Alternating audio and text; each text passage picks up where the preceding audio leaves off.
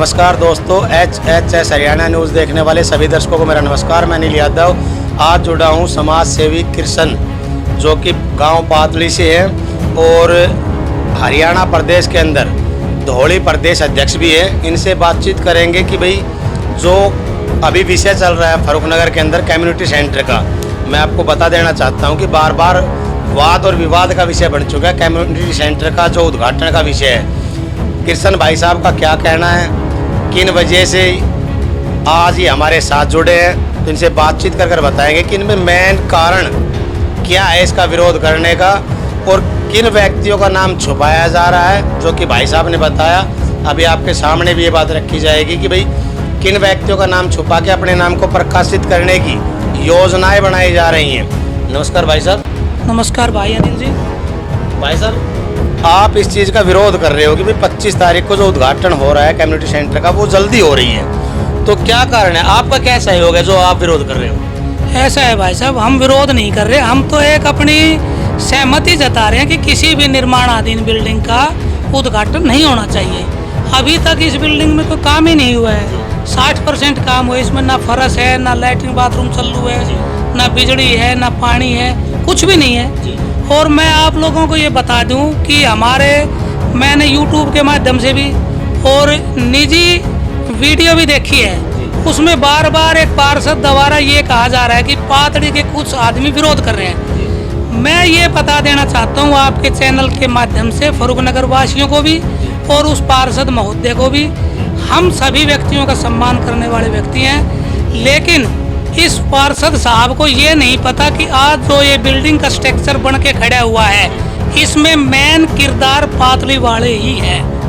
तो कौन व्यक्ति है पातली से जिनका मेन किरदार? देखो जी, अपनी बड़ाई शोम नहीं करनी चाहिए। आप इसके बारे में हरचंद सैनी जी से पूछ सकते हो, संदीप चेयरमैन जी से पूछ सकते हो, जो आज ये कहते हैं कि हम फरुखनगर के हैं। इन्होंने यही नहीं पता था कि जहाँ कम्युनिटी सेंटर बन रहा है कि ये जमीन नगर पालिका की थी या स्कूल की थी।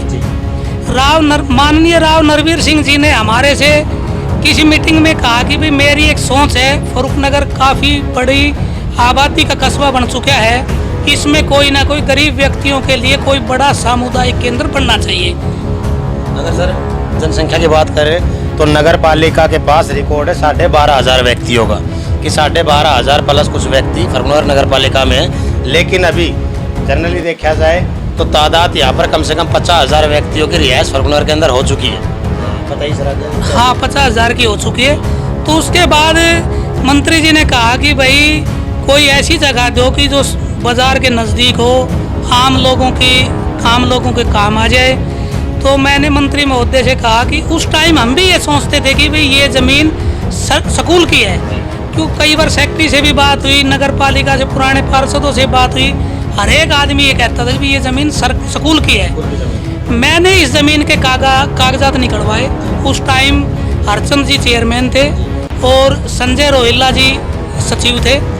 मैंने कागजात निकलवाए। कागजात तो निकलवाने के बाद उसमें 6 कनाल कुछ मरला ज़मीन नगर पालिका की पाई गई, 2 कनाल 11 मरले ज़मीन तो वो भी नगर पालिका की थी, लेकिन वो ज़मीन नगर पालिका ने गर्ल स्कूल को दे रखी थी, दान में दे रखी थी। तो 6 कनाल ज़मीन निखालस सिर्फ और सिर्फ नगर पालिका की थी। मैंने वे कागजात माननीय राव नरवीर सिंह जी से दिखाए।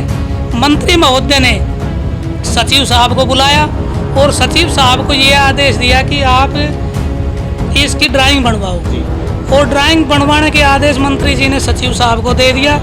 फिर मंत्री जी ने संपर्क किया अपने हरचंद चेयरमैन जी से।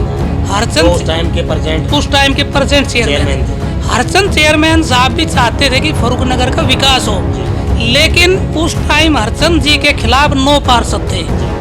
मंत्री जी के आग्रह के बाद हरचंद जी ने हाउस मीटिंग बुलाई। ये मीटिंग बुलाई हाउस की 30/1/2017 को। उस टाइम 9 पार्षदों ने इस प्रस्ताव का विरोध किया। विरोध करने के बावजूद भी पूरे फरुखनगर में ये हो गई थी भाई कम्युनिटी सेंटर बनना है, और ये 9 पार्षद विरोध करते हैं। आज हमारा पार्षद भाई ये कहता है कि हमारा फरुखनगर के अंदर हम ही हैं, बाहर का कोई रोल नहीं है। जब ये पार्षद भाई कहाँ सो रहा था, 9 पार्षदों ने विरोध किया, और ये प्रस्ताव गिरा दिया। जब एक भी फर्रुखनगर वासी ने इन पार्षदों को ये नहीं कहा कि आप लोग इस प्रस्ताव को पास करो, ये जनहित में है, जनहित का काम है, जनहित का काम है, ये होना चाहिए, लेकिन ये नहीं हुआ। लेकिन हमने ये प्रस्ताव माननीय मंत्री जी के संज्ञान में डालकर डीसी साहब के वहाँ से ये पास होकर आया। उसके बाद में इसकी प्रक्रिया चली और लगभग इसका सारा काम हो चुका था। इसका 6/9/2019 को इसका टेंडर मतलब वर्क ऑर्डर दे दिया गया था और 15 तारीख को 15/9/2019 को पार्षद और चेयरमैन द्वारा वहाँ पे एक मौखिक रूप से वो जैसे बोलते हैं शिलान्यास कर दिया गया था कि चिनाई चालू कर दी जाए। सर आया था उसमें जिक्र कि अभी आप जो प्रेजेंट के पार्षद हैं उन्होंने और चेयरमैन पर्सन सुमन देवी के जो हस्बैंड है भाई संदीप यादव जी, उन्होंने भी कहा था कि भाई ये शिलान्यास का जो कार्य था वो राव नरबीर सिंह जी के करकमलों के द्वारा हुआ था, शुरुआत उनसे हुई थी। नहीं वो तो हुई थी, मैं मानता हूँ माननीय मंत्री जी की अच्छी सोच थी। उसके बाद में पुरातत्व विभाग की ओर से कंस्ट्रक्शन करने में दिक्कत आ गई थी। फिर आगे थे जी विधानसभा के चुनाव। विधानसभा चुनाव आने के बाद में भाई राकेश दौलताबाद जी हमारे बाद जयपुर के विधायक चुने गए। विधायक चुनने के तुरंत एक हफ्ते बाद विधायक जी हमारे कार्यालय पर आए, कार्यकर्ताओं का धन्यवाद किया, हमारा धन्यवाद किया। उस टाइम भी मेरे द्वारा विधायक जी के सामने प्रस्ताव रखा गया था कि विधायक जी हमारी एक कम्युनिटी सेंटर की मुहिम जो कि बहुत रस्साकसी चल रही है, हम चाहते हैं कि फर्रुखनगर के अंदर कम्युनिटी सेंटर बनना चाहिए। उसमें पुरातत्व विभाग ने अड़चन लगा दी है। माननीय विधायक जी ने उसी टाइम पुरातत्व विभाग के मंत्री अनूप धानक को मेरे कार्यालय पर बैठकर ही अनूप धानक को फ़ोन किया और विधायक जी ने कहा कि आप लोग वहाँ जाइए, मेरा आदमी आपको वहाँ मिलेगा और अनूप धानक के पास ले जाएगा। तो सर ये आपकी इन बातों से तो ऐसा लग रहा है कि भाई शुरुआत तो आपके ही थ्रू थी सब कुछ, जो मतलब मेन शुरुआत थी, जहाँ अड़चने थी वो तो आपने ही शुरुआत में ख़त्म कर दी थी। तो उसके बाद में हम और संदीप चेयरमैन पति चंडीगढ़ गए। वहाँ हमारे विधायक जी का पीए सुनील नामक का एक लड़का था, वो मिला। वो हमारे को पुरातत्व विभाग के कार्यालय में लेके गया। अनूप हमारे माननीय जो मंत्री थे अनूप धानक जी, उनसे मुलाकात कराई। अनूप धानक जी ने उसके जो डायरेक्टर थे उनको फ़ोन किया। उसके बाद हम डायरेक्टर से मिले, नीचे और कर्मचारियों से मिले और एक सुप्रिटेंडेंट था काद्यान साहब। काद्यान साहब से जब हम मिले तो काद्यान साहब ने हमको ऐसा मार्गदर्शन किया कि हमारा ये काम सोल होता चला गया। और उसके बाद पूरा प्रयास विधायक जी ने भी किया और आज जो ये बिल्डिंग बनी है, ये अपना आपको श्रेय नहीं देना चाहता कि भाई ये तो देखो, जब हम जब कोई व्यक्ति, प्रशासनिक व्यक्ति या कोई पॉलिटिकल व्यक्ति जब हमारी कोई मानता है तो हमारा ये फर्ज बनता है कि हमारे समाज के हित में कोई ना कोई काम करना चाहिए। हम ये नहीं, कुछ इस टाइम ये नींव तो शुरुआत तो माननीय हरचंद जी ने द्वारा की हुई है। अगर हरचंद भी उस टाइम पे कहता भी मेरा पत्थर भी लगाओ तो हरचंद भी लगा सकता था। इसमें पत्थर लगाने से कुछ नहीं होता। पत्थर जब शोभा देता है जब ये बिल्डिंग बनकर तैयार हो जाए विधिवत रूप से, और इसका जब उस टाइम उद्घाटन हो, अच्छी तरह हवन हो, कीर्तन हो, भंडारा हो, तो एक अलग ही शोभा होगी। उसमें पार्षदों का भी मान सम्मान बढ़ेगा, चेयरमैन का मान सम्मान बढ़ेगा और हल्का विधायक का मान सम्मान बढ़ेगा। हमें किसी के पत्थर से कोई द्वेष भावना नहीं है। पत्थर तो देखो जो मौजूदा सीट पे होता है उसका लगता ही है, हमें पत्थर से कोई एलर्जी नहीं है। हमें एलर्जी ये है कि निर्माणाधीन बिल्डिंग के अंदर इतना तगाजा नहीं करना चाहिए। तगाजा जिस पर तरह से तैयारियां चल रही है, अभी लिपाई सूखी भी नहीं है, उस पे प्लस्तर, उस पे पुट्टी का काम चल रहा है। गिल्ली दीवार के अंदर अगर पुट्टी करेंगे तो वो पपड़ी बन के उतरेगी।